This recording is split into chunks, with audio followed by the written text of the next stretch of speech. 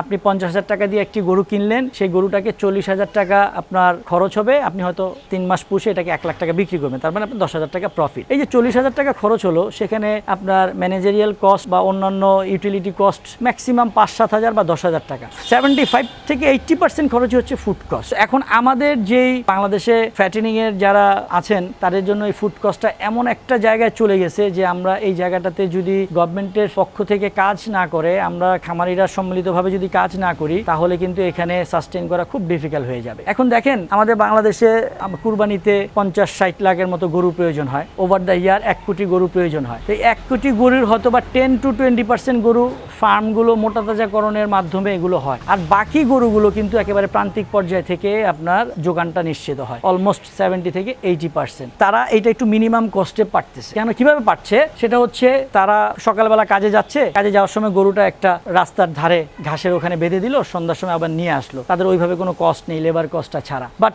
যারা commercial farming এর সাথে জড়িত, তাদের কিন্তু একদম ডে স্টার্ট থেকে এন্ড পর্যন্ত, সকাল থেকে রাত্র পর্যন্ত, সেটা কমার্শিয়াল ঘাস চাষ হোক, কনসেন্ট্রেট ফুড হোক, সবকিছু কিন্তু তাদের কেনা প্রাইজের উপরে থাকে, যার দরুন আপনার লং টাইম আপনি যদি ক্যাটেল পুষেন তাহলে এটা কস্ট এফেক্টিভ হয় না। এই একটা বড় কারণ যেটা আপনার এই ঈদকে কেন্দ্র করে মোটা তাজাকরণটা হয়।